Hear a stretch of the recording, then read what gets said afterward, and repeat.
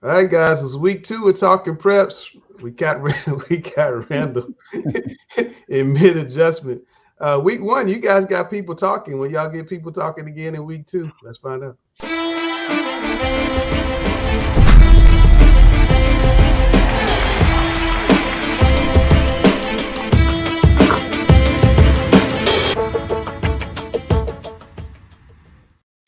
All right, Randall, who were your players of the week last week? This week, Miss Amaya Graham from South Point back on here again. She had a 25-10 performance and a loss to Stuart Kramer earlier in the week, and then finished strong with 25 points and 26 rebounds. That's got to be a typo, bro. 26 rebounds? 25 points, 26 rebounds. She was going to get it off the glass Friday night. She on her Bill Russell, Wilt Chamberlain thing. Yes, she is. Oshana Holland from Stuart Kramer. She had 34 points in her team's victory versus that's Amaya Graham and her South Point team Tuesday. Emma Matarney from East Lincoln. She had a triple-double, 33 points, 10 rebounds, 10 steals, also added 4 blocks and 2 assists to go with that. Wow. The lead guard at Providence, Delaney Hill, scored 25 points versus Rocky River this week. She's on her way to the University of Albany. One of the most underrated players in the area is just me. Yeah, probably one of the most underrated players. Probably one of those players that a lot of people don't know about. She played at one-on-one prep last year and then came back over to Providence. So she's definitely on the watch list, and I think she's starting to get on people's radar. Watched on some film this week, kind of impressed. And then we got our player of the week, Miss Jada McClure from Providence Day. Jada, you went down there and took out the state champs this weekend. Tell me about the big win over Raven Gap. I feel like that was like a great team win. Like it wasn't really just a me game. That win itself, like everybody on the team stepped up with rebounds, points, assists, charges, like anything we needed to do, everybody did it.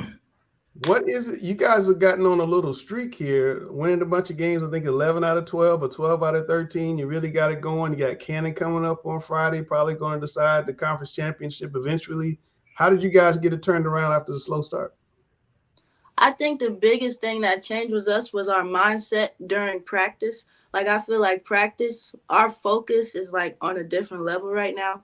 And then the test Friday are really tested like, who are we going to be when we play like a great caliber team like Canyon? Jada, I know you guys are really young and you guys had a really tough schedule early. How important was it for you guys to stick together, even though you lost some tough games, and stick together and to get this win versus Raven Gap? How important was that for you guys' season? This win was very, very important, especially because, they knocked us out the state tournament last year. And so, like, as a team, we decided, like, that particular game versus Raven Gap was for our past seniors, shout out Jordan and Lauren, but for them. So, like, we really buckled down and got it. And since we did get off to a slow start, it was, like, very, very important for us to, like, not fold under pressure because, I mean, you win some, you lose some, but, like, you expect to win. So when you expect to win, you got to practice like that. Absolutely. Well, Providence Day should be expecting to win. You guys only won, like, 28 state championships over the years, so you should. But Jada, congratulations on the win. Congratulations on being the player of the week. We wish you best of luck on Friday against Canada, okay? Thank you. All right. That's Jada McClure, Providence Day. Coach Spring over there, Randall, just won his 400th game. Yes, he did. It was a big win for Josh Springer and that staff. That staff's been together for a long time, and they do a tremendous job together. 10 state titles for him. Rick Spiggs, here we go. Well, first of all, we have Tyler Showalter of Butler. Earlier in the week, he had 29 points in a double overtime win over Charlotte Catholic, which was huge for them in the conference. And then just last night in the win they had over Hunter Huss, he had 25 points and 8 rebounds. So he's having an outstanding year. He's averaging 23 points a game, and Butler's one of the surprise teams. They're sitting 5-0 in the conference. Yeah. Next up is 6'6" senior Cam Taylor out of for Carmel Christian. A monster game last night. 39 points, eight rebounds in the revenge win over Cox Mill. And we've said it before, but Cam Taylor's one of the most explosive athletes in the state, and he showed it last win. This name is very familiar to all of us. 6'6" Duke signee Isaiah Evans What this young man doesn't do, but in 3 games, he scored 86 points, including the 36 points, 10 rebounds, 3 blocks against Chambers. The most impressive thing about that game, they started off down 10-1 and ended up winning by 30-plus points. Next is another candidate that will probably be in conversation with Mr. Basketball, and that's 6'5" senior Austin Swartz, Miami signee. A phenomenal week in a game against Covenant Day. He had 35 points, 8 rebounds, 7 assists. And then last night against Chambers, he had another monster game, 25 points, 6 rebounds, 5 assists. And the thing about Austin Swartz that's so impressive is he's doing it not just scoring, but he's also facilitating and he's also rebounding. So he's doing it, in all areas and aspects of the game. And the next guy up, we usually don't have 2 guys from the same team, but last night Isaiah Henry was just absolutely terrific. One of the top juniors in the state of North Carolina, 6'5", big guard, 28 points, 10 rebounds, and an impressive 91-85 win over a very good Chambers team. Yeah, Isaiah, I got to ask about your brother. Tell the people about your brother because you come from a pretty famous family. My brother plays in the NFL for the Washington Commanders. He spent 5 years at Clemson. He was a Under Armour All-American, 5-star, went through all those processes and things like that. But now since the season's over, it's ended short, considering they didn't make the playoffs, unfortunately. He's been back home supporting me, just doing everything he can, trying to mentor me and get me in the right mindset for every game and just supporting and being there for me for sure. I bet you disappointed a lot of football coaches when you decided not to play football and play basketball. Why did you do that? I just fell in love with it more. I played football up until middle school, I think. And then right there, it just hit me after COVID, considering I couldn't do what I wanted to.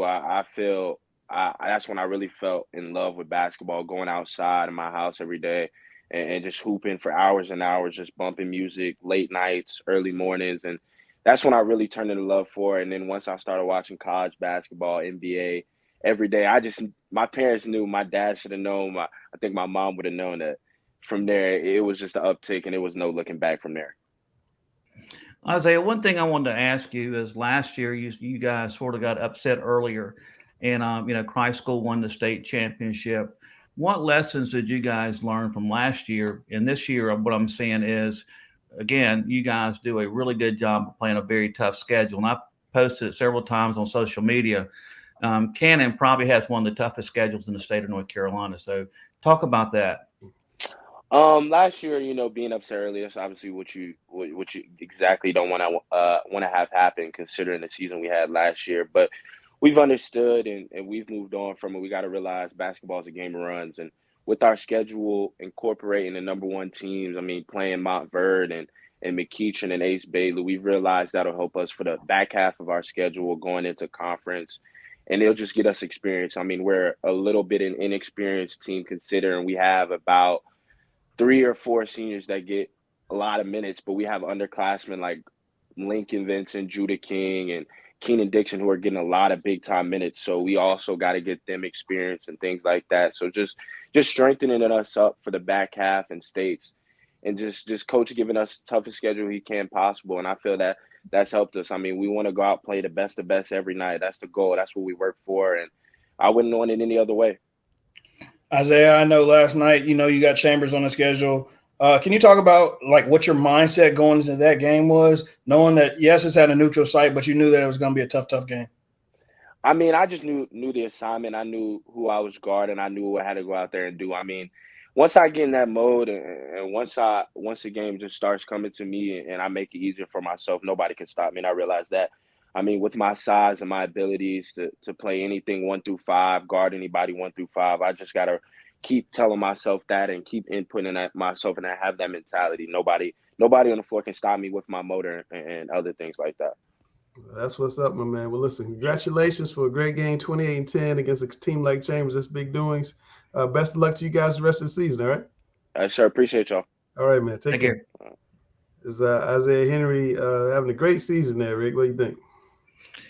Last night, the thing that was impressive about Isaiah, he can score from all 3 levels. He can shoot the 3, but one part of the game which is a lost art is the ability to hit the mid range, and he has such a soft touch. But he has the body and the strength and the frame to play inside or outside, and like you said, he can play multiple positions on the court, both offensively and defensively. Yeah. All right. Well, it's time to see who you guys rank. We're gonna do it every week, every week. Who you guys ranked in your Mr. Basketball ranking. So this is where we're going to start. Guys can move up, move down. Girls can move up, move down. New people can come in. We're going to start with Randall on the backside.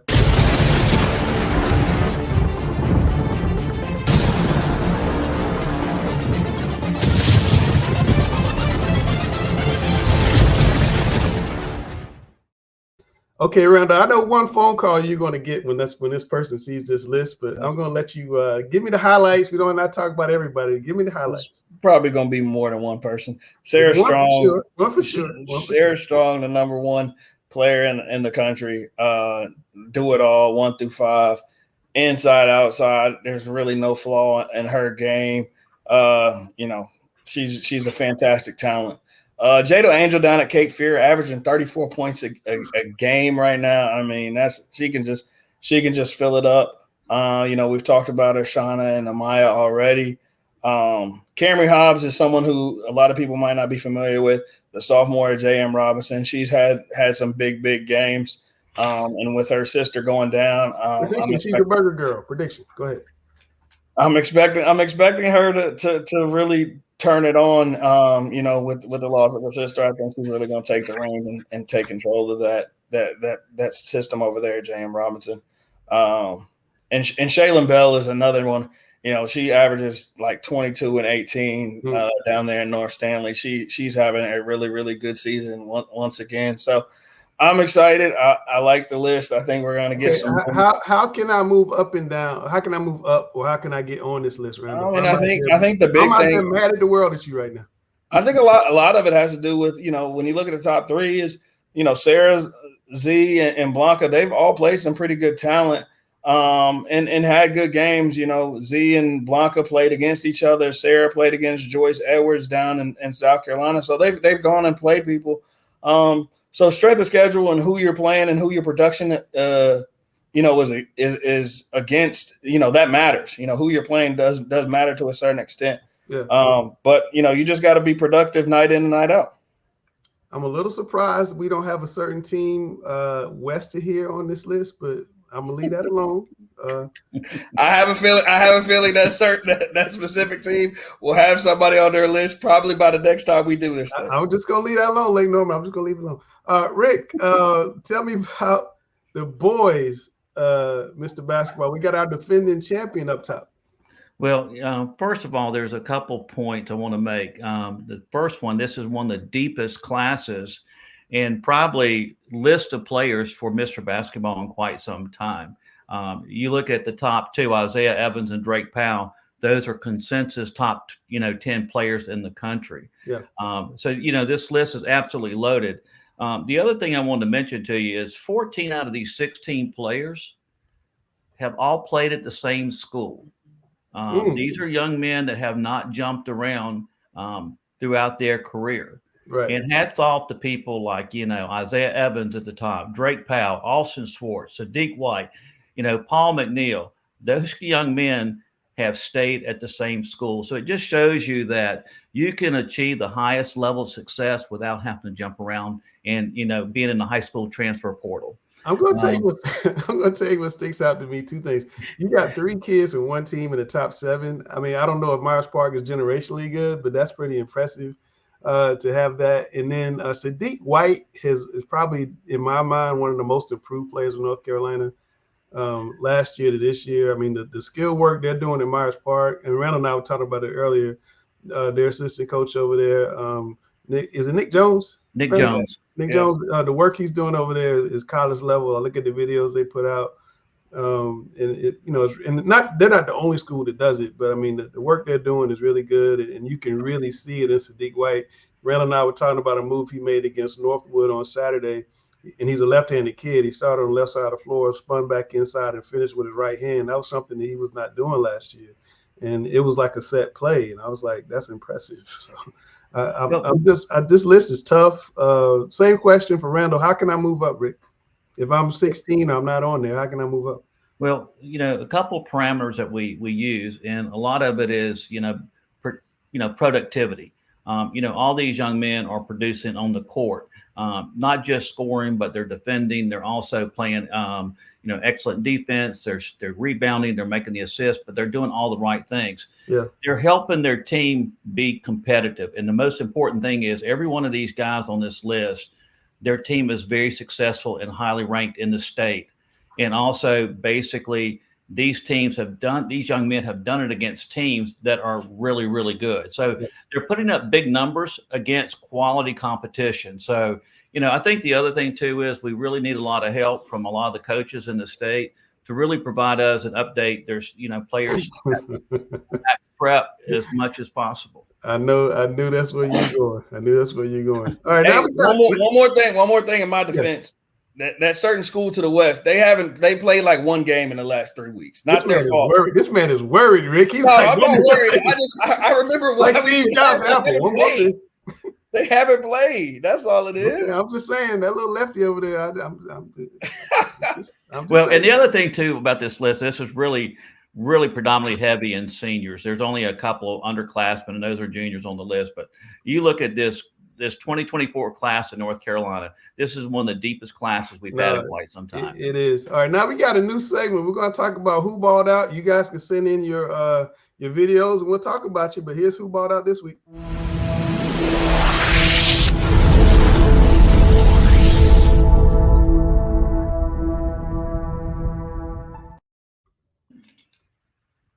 Take it away, Randall. Well, first off, let's start over at Northwestern. We got Mason Mitchell right here, down 1.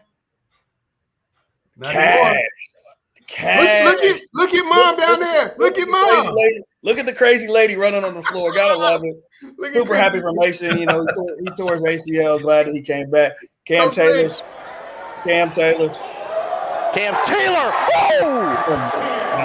Athleticism to that kid right there. Rick, what'd you do when you saw that last night, Rick? What'd you do? Did you jump up?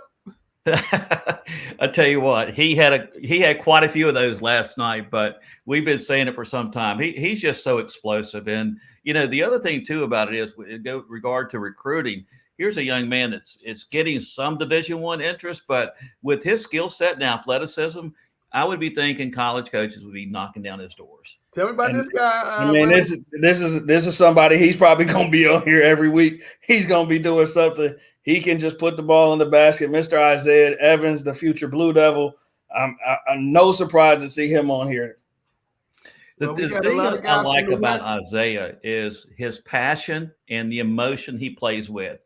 And in an era where kids want to play cool, he's one of these guys that will get in your face, and he loves to compete. And that's what I absolutely love about him. That's right. He plays with a lot of passion for sure. If you guys want to be on Who Balled Out, just drop an email, prepstats@charlotteobserver.com. Send us the video with a description. We can get you on Western, Eastern, no matter where you are, Rock Hill, Lancaster. Want to get your video, your highlights on, let the guys talk about you.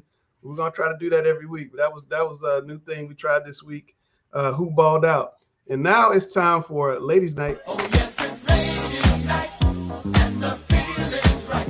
Oh, yes, it's Ladies' Night. Oh, what a night.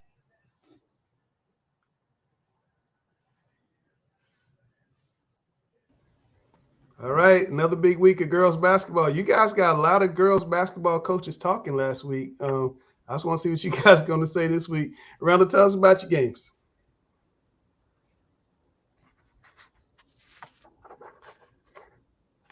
Randall, are you there? Did we lose you? Nope, I'm here. First off, Hunter Huss and Stuart Kramer. We talked about Oshana Holland earlier this week. She had 25 and 26 point game. They're going to 25 points, 26 rebound game. They're going to run that back on Tuesday. Northwest Cabarrus goes to West Rowan. That should be a very competitive matchup.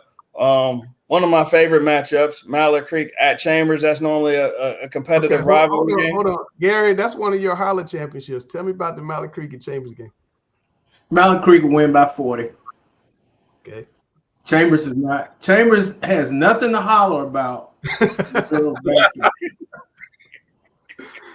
I'm sorry. Not even giving him a chance, Gary, huh? I know, right? But that's why I like. That's why I like. I love tossing to Gary because you never know what you're gonna get. But go ahead, Randall. Providence Day again. Providence Day at Cannon, like we talked about earlier with Jada. That's going to be a game that probably decides the conference. Providence Day, coming off a big win at Raven Gap Cannon School, a very young team. They've been up and down this season. Really looking forward to that matchup and seeing how that one plays out. And last but not least, we got Myers Park at South Meck. Always a fun game. Definitely going to be a fun atmosphere Friday night, and will tell us a lot about the conference. Yeah, Christy, what do you think in that game? Your old school trying to face Barbara Nelson, Myers Park. Well, Barbara's got her team balling out right now, 14-0, 2-0 in the conference. South Mecca struggled a little bit, but they're 3-0 in the conference, so this is a big matchup for them. This is one of those games, that's a big rivalry. And if you want to get into the game, you better get there before JV boys game starts, because I'm sure the line's going to wrap around the gym. Should be a very competitive game. I know that, both teams always show up to play one another. This has been a battle from South Meck and Myers Park for as long as I can remember. Yeah, well, Cam will be in the building. So, Cam, you better get there early, right?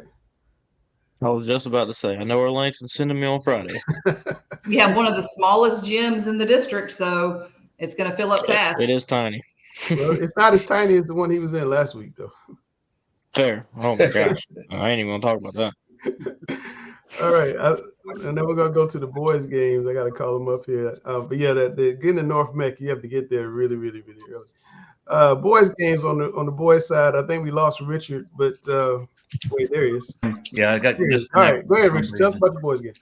All right, we start off with Myers Park 13-2, 2-0 in the South Meck 4A, going up against the surprise team, in my opinion, is South Meck. And Chris McDonald's done a really good job over there. They're sitting at 14-1. Only loss was on the road to Richmond, so this will be up 15 in that game. I think it'll be a good test also for Myers Park going into an unfriendly venue, but it's one of those situations where Myers Park has that three-headed monster and going up against South Meck. I'm sure the crowd will be wild, for this particular game. It'll be a good one, and this will be determined who will be in first place in the the South Meck 4A. Next up is a really impressive game coming up between Butler.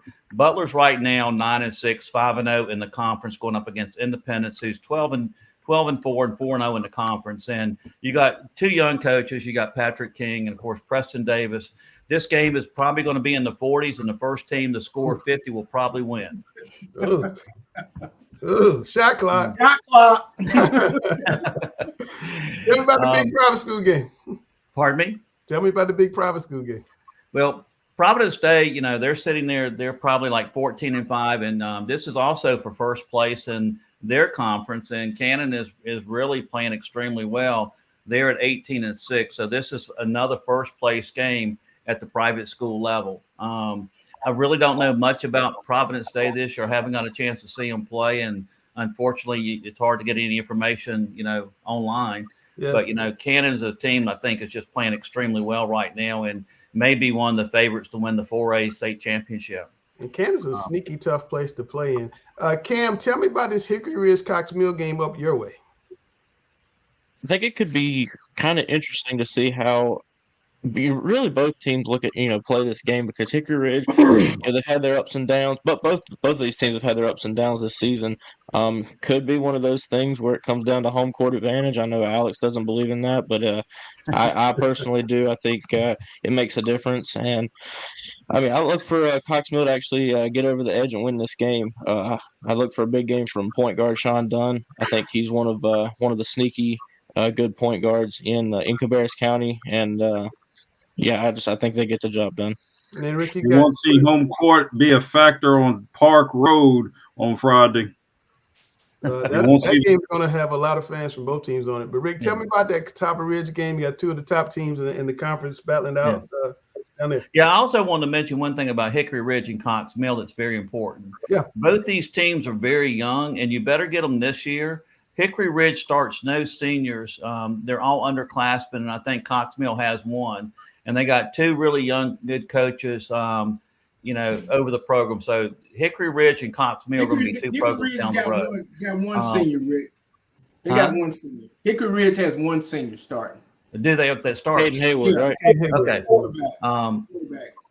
Catawba Ridge, you're looking at, Catawba Ridge is 15-2. They're 2-0 against Indian Land, who's 13-4. They're 1-0. Again, all these games that we have up here are basically first place games, except for the Hickory Ridge Cox Mill. But the Hickory Ridge game will help determine, their matchup against Lake Norman.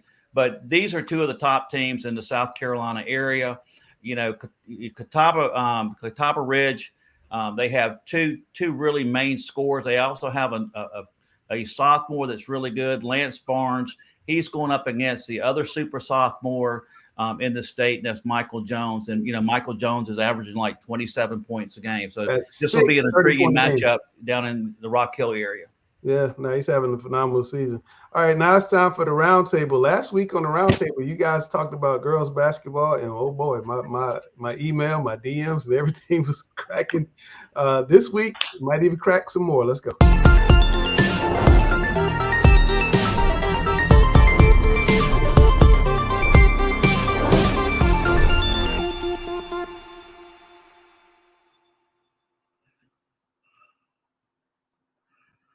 And because I know he's dying to talk about this topic, Alex Bass, should North Carolina high schools add a shot clock? Not yesterday, not today, not tomorrow, not ever. A shot clock in high school basketball is the antithesis of secondary education, and it is an affront and abomination to the foundational cornerstone of education-based athletics. Putting a shot clock in high school basketball is an affront to the 99% of the student athletes who never will play at the intercollegiate level. We never should be making decisions about education-based athletics at the secondary level as to who's going to play at the next level. But more importantly, it is inconsistent with that which we try to proliferate in traditional classrooms. The institution of a shot clock in high school basketball is the antithesis of the gradual release of responsibility teaching and learning paradigm. It's as if we're trying to get students to go from focused instruction directly to independent learning without laying the appropriate teaching and learning foundation for them to be successful and to achieve. What do I mean by that? We create a situation where students still are learning the fundamentals of running offenses effectively and committing to defense fully all the way through, knowing that you only have to, that either you have 30 seconds to get off a shot or 20 when it's said and done because you get 8 to 10 to get it across the court, or that you only have to commit to defending for 25 seconds or so. That undercuts the effort that student athletes will make in education-based athletics to be successful. It undercuts the teaching and learning that coaches are supposed to do as extensions of traditional classrooms. So the institution of a shot clock is an affront to education-based athletics. It's an affront and an abomination relative to the teaching and learning paradigm that we're seeking to proliferate. So as to the prevailing question, no shot clock, not yesterday, not today, not tomorrow, and not ever. Can I get a rebuttal from the room? Well, first of all, I think I've been in a situation where I've evolved my thinking on the shot clock, whereas before I wasn't really in favor of it. I could do with it or without it. But today, I think we do need a shot clock. And to answer one thing about what Alex said, shouldn't the players that have the opportunity to play the game similar to the college game? And the other thing, too, is, to me, if a shot clock will help teams that play really good defense. It's going to help the teams that put pressure on the offensive team to run a set in whatever the time is, 30, 35 seconds. So I do think it will promote good defensive teams. The other thing, too, I think it just brings a little more excitement to the game. And also with the new rule where you're in the double bonus at 5 fouls, there's going to be a lot of teams, I've seen it already, when they get that lead and the other team's in the double bonus, they're going to sit out there and hold the ball. So it makes it, not as much fun. And it's also nice to me as a fan to know that, if you are behind by 10 to 15 points, you still have an opportunity to win the game if you apply good defensive pressure. You don't have that opportunity if the other team's in the double bonus and you're chasing them around for 2 and 3 minutes. Cameron.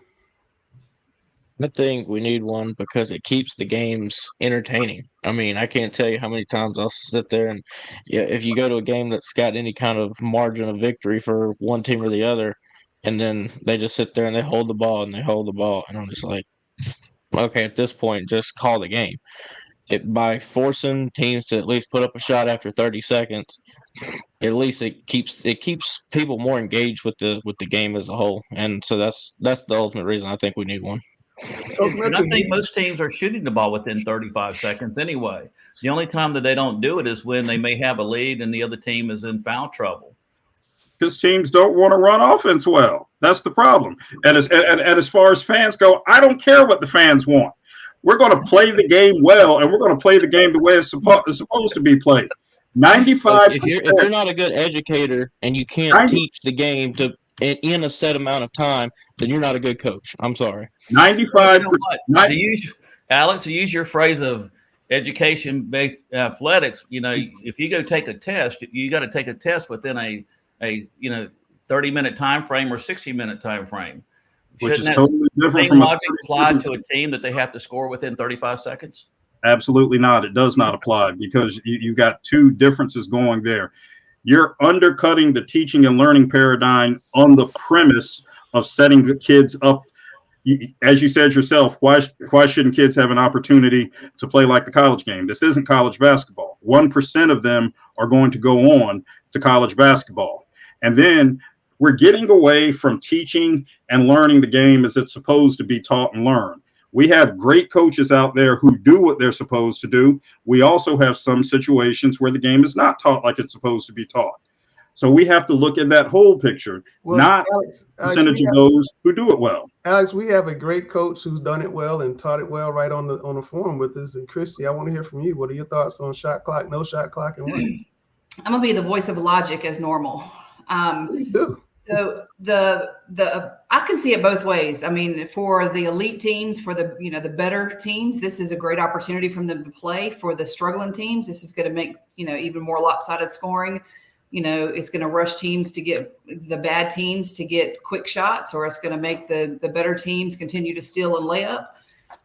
So I can see both ways. I mean, the elite teams, this is a great opportunity because a lot of these kids will play at the next level.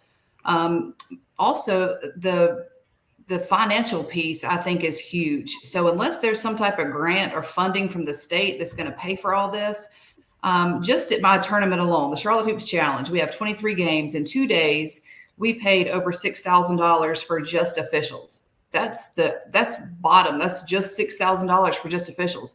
If we added a shot clock and had to add another official at $88 a game, we're adding another $2,000 to our expenses.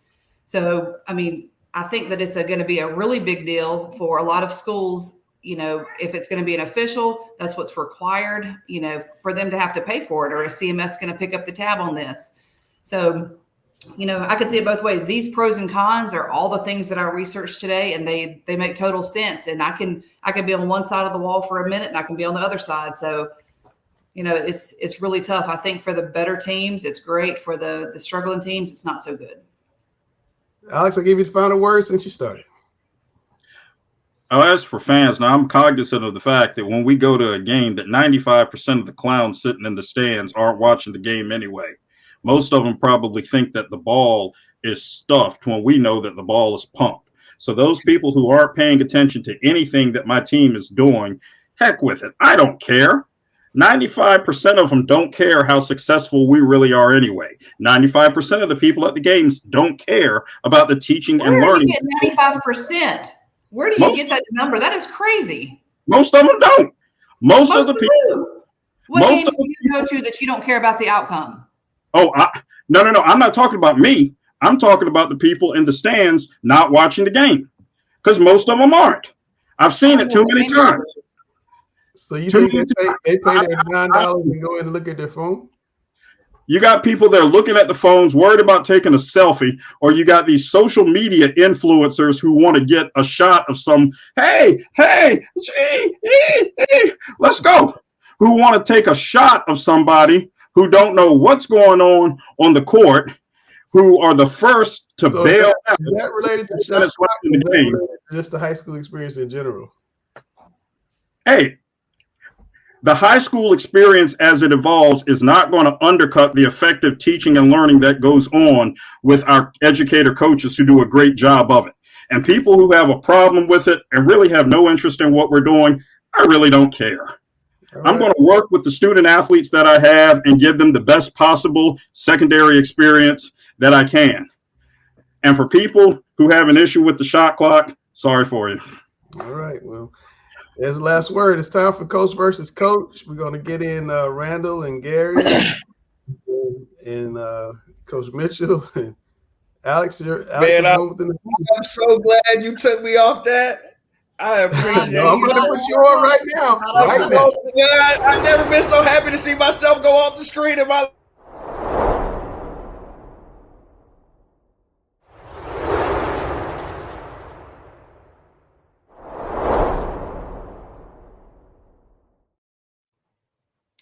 Okay, guys, you just heard the debate, the pros and the cons. You heard some heated discussion. So what about you? Do you think that we should have a shot clock? And if so, how do we implement that? How do we make it happen? Go ahead, Coach. I'll let you go first. Yes, I do think we need a shot clock. The way I would implement it, first of all, I'm going to make the state pay for it because they have the money. This state has more surplus funds than almost any state in the country. So yes, the state will pay for it. And then as far as who will operate it, the JV official will operate the shot clock. They're there for one, a lot of times you have one JV game or maybe two JV games. You get one of those JV officials to stay and operate the shot clock. And that's how you do it. I think it should be a 35-second shot clock. I don't think high school kids make good enough decisions to have a 30-second like in college or 24-second like in the NBA. But yes, it's time for a shot clock.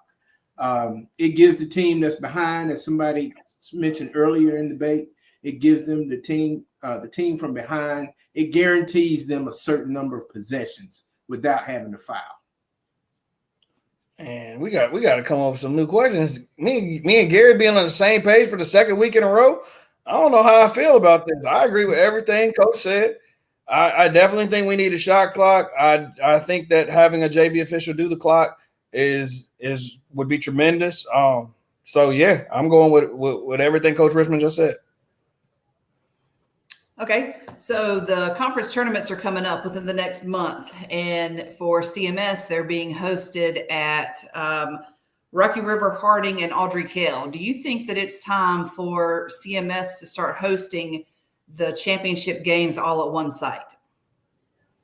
I would be a big fan of that. I'm always a fan of playing championship games in front of big crowds, especially at some of these schools that wouldn't get it. It becomes tricky because then you're talking about playing 6 or 8 games in a day or night. So you have to figure that piece out. But I do think, if you go and you rent the Bojangles for a night or two, I think it would be good and deserving for the kids at least. Chrissy, you remember probably a decade ago, they used to do that at Bojangles when we had 2 conferences on Friday. They would have the boys and the girls from both conferences come out. Now with 3 conferences, I would be happier with a city championship, and to set up the first and second rounds of cross pairing based on seeding, and have a city championship, and then play the city championship for girls and for boys at one location. That's what because most of these teams, it rarely happens where the conference tournament settles seeding in a conference, especially when it comes to somebody getting bumped out of the state playoffs. I would prefer to see a city championship held at a central location. Okay, last up. You got anything else? No, I like that idea. So last question we have is, how do we determine the player of the year? Should this be the best player or should this be the most valuable player? You see Randall laughing because we had this debate in girls basketball, and I tried to sway him so hard, but I couldn't do it. And he picked the best player in the state, and I have no argument that the player he chose was the best player. But I don't think she was the most valuable. I think the most valuable player played for another team. And so if you can determine how we know what best is, we can look at the recruiting rankings, we can look at the eye test, the size, that type of thing. But sometimes I think the most valuable player is the one that's the most important to their team's success. And that may not always be the best player. And so I think we should distinguish between the two and give an award for both. It's nothing wrong with giving 2 awards, one for the best player, and then one for the most valuable. Now, we're going to have a big debate this season in boys basketball as to who is the best player in the state. But I think the most valuable one will probably be the one that leads this team to the state championship. Not necessarily win it, but leads his team to the state championship. This question is very interesting because I believe that there's a team that I've seen this season, and their most valuable player is not their best player. And so this argument is a very, very valid one because you can clearly see where the two things happen, and there's a difference between the two. And so I think the most important thing is just to differentiate between the two. Are you going for the best player or are you going for the most valuable player? And you just have to have that distinction. Yeah, I think we run into this problem in football where, there are a lot of teams, their best player may play on defense or may play on the line, but automatically we always assume it's the quarterback. And usually the quarterbacks win these awards in football because they touch the ball every play. So they dictate how the game will be played because they touch it every play. It's just like in basketball. You got a point guard who's going to have the ball almost every possession. So you can't underestimate their value to the team, but they may not be the best player. I mean, Shaq was probably the best player for a decade. He only won 1 or 2 MVPs because he didn't make the decision as to when and where he got the ball. That is a very, very great debate. Rick, you pick a lot of all-star teams and players of the year. I mean, how do you pick? Do you pick the best player? Do you pick the most valuable? I know last year you talked me into adding a lot of different awards. We did defensive team, and freshman and all that kind of stuff. But how do you pick when you're picking? How do you pick? Well, when we do our rankings, we basically try to project where a player will go to. Basically, like, will he project as a high major, mid major, low major? So when we do that, we try to project his ceiling as far as where he will be in a couple of years from now. Just to give you a good example is like you mentioned Sadiq White at Myers Park. Like, he's at 6'9" with the 7'2" wingspan. His ceiling down the road is tremendous. He may not have the skill set that some of the other players. No, he's got Sunday NBA All-Star athleticism. Huh? He's got Sunday NBA All-Star game athleticism. Yeah. He's like top 1% of dudes I've seen athletically. Oh, I mean, so you look at someone like him. I gave Randall that same. But you look at someone like Sadiq, like we've had him ranked really high for a long time, and that's based on his potential and upside. So it's a projection only, but usually you look at what value does a player bring to the team, and where will they project as far as their college level. That's what we do is when we do our rankings. Yeah, but when you're picking your player of the year, though, is it that highest ranked guy, or is it the guy or girl who was the most valuable to their team? Well, if you look at our list, most of them are really highly ranked, but it also is based on production. You have to look at their stats and see how many points they're averaging per game, how many rebounds are they getting, what's their assist total. Also, can they defend? And let's just take it, for example, the argument this year is you look at just the 2024 class. Like, you look at Drake Powell. He's 6'6", he's long, athletic, but he may be one of the best on-ball defenders in the entire country. So he's a complete all-around player. Where you look at someone like, Isaiah Evans, he's probably one of the most dynamic scorers in the country at 6'7" with a huge wingspan. His ceiling is through the roof as far as pro potential. So, you can make an argument for each and every one of them. Just recently we looked at Austin Swartz. Look at what Austin Swartz is doing now. He's scoring in the 30s. But not only is scored in the 30s, but he's averaging like 8 rebounds and dishing out 5, 6, 7 assists per game. Yeah. So you have to look at the whole package in making these selections. It can't be just about scoring. I think you have to weigh in scoring, rebounding, assists, defending, and just a lot of different components that doesn't always show up in the box score. So Gary, what you're saying is the Charlotte Observer should have a Charlotte Observer Player of the Year and the most valuable player. Is that what you're saying? I think we would be more successful and at least controversial if we did it that way. Alex, you and Langston can remember I was coaching on the girls' staff at Providence when Antoine Jameson was there. Yep. And we know that he was the best player in the state for 2 years. And they never won a conference championship. Arguably 3 years, but yeah. Yeah, maybe 3. But they never won a conference championship when he was there. Yeah. But he was a McDonald's All-American. He goes on and becomes All-American at Carolina. National Player of the Year. He plays in National Player of the Year. Long, successful NBA career. But he never won. I don't think they even finished in second place when he was at Providence. But he was the best player. Yeah, but he couldn't have been the most valuable, or else they'd have won a championship. Okay, well, it's a very interesting argument. I don't know the answer to it. I don't think we're going to change our awards this year, but I mean, who knows? I know Sam in football wants us to do a Defensive Player of the Year, a Lineman of the Year, and David Sanders, to your point from Providence, they won the Gatorade Player of the Year, and we gave Mr. Football to the quarterback Jaden Davis, and that's going to be an interesting argument next year because David Sanders is the best player in North Carolina. If we look at Mr. Football. Never touches the ball.